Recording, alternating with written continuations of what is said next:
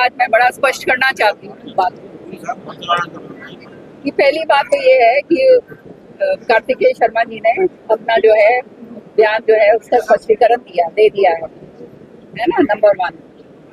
और उसको छोड़ते हुए पीछे फिर भी 2004 में मेरे को राज्यसभा का कैंडिडेट बनाया गया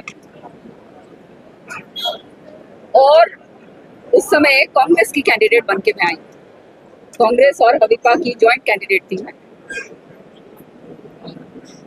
उसका जो घटनाक्रम हुआ, किस तरह से 6 एमएलएस को डिस्क्वालीफाई करा गया, उनको प्रेस के सामने ये बुलवा दिया गया कि ये जो है हम तो कांग्रेस कैंडिडेट को वोट देंगे।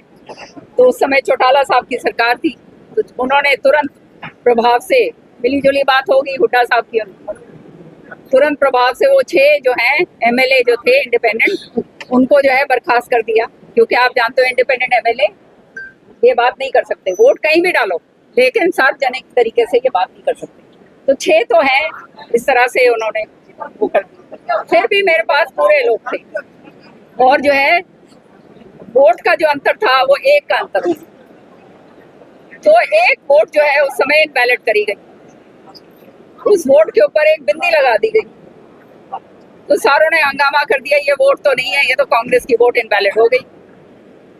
आपको मैं बताना चाहती हूँ 2004 से लेकर आज तक इलेक्शन पिटीशन मैंने डाला पार्लियामेंट इसमें सुप्रीम कोर्ट के अंदर। मेरा इलेक्शन पिटीशन आज तक घूम रहा है भाई, मन ने नहीं बेरा पाटा कि वो वोट 1 किसकी थी। अब मैं किसी का नाम यूं कैसे लगा दूं, नंबर 1। तो ये तो हुड्डा साहब ही जो है बता पाएंगे। पहली बात, उन्होंने ये करा, षड्यंत्र के मास्टर हैं दोनों बाबू बेटे, खुलकर बोलूंगी मैं, षड्यंत्र मास्टर हैं ये। फिर आया भाई 2016 के अंदर कितनी वोट जो है शाही कांड के बलि चढ़ी, किस किसने दी हमें तो आज तक नहीं पता भाई। हाँ, तो ये भी जो है क्योंकि ये गोपनीय होती है, और अगर कोई कहता है कि भाई ये किसी ने डाला है तो वो प्रूफ ला के दे। ये सारी की सारी चीजें कांग्रेस को खत्म करने के लिए, नष्ट करने के लिए, साजिश रचने के लिए इन्होंने करी, और यही काम इस वाली उसके अंदर हुआ। मैं जो थी इनके, वो कहते हैं ना, मैं आंखों में इनके बाती को नहीं भाई, क्योंकि मैं तो खुल के बोलती हूँ, सारी बातें स्पष्ट बातें मैं करती हूँ। तो भाई इस किरण चौधरी ने क्यों कर मारा जाए, तो इसका धन्यवाद भी करूंगी मैं, क्योंकि अगर इसने ये काम नहीं करा होता तो भाई फिर मैं बीजेपी में क्यों कराती। समझ रहे हो ना, मैंने भी सोचा, मैंने कहा ये तो पीछे ही पड़ गया भाई हर तरीके से। समझ रहे हो ना, तो ये बात कहनी कि भाई किसने डाली है ये कोई उंगली लगा नहीं सकता। मैंने तो अपने आप भुक्तभोगी हूँ एक वोट की। समझ रहे हो, मुझे नहीं आज तक पता चला, कैसे बोल सकते हैं ये। और अगर ये बोल रहे हैं तो इन्होंने कोई जबरदस्त साजिश करी।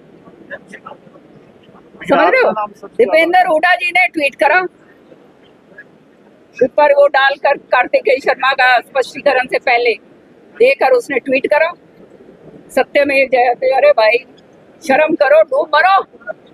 मैं तो ये बात कहूंगी, सत्यमेव जयते तुम कह रहे हो, जिसने सारा हरियाणा नाप दिया, पंचकुला से लेकर गुड़गांव तक। आज जो है रोज जो है सीबीआई कोर्ट के अंदर सामने खड़े रहते हैं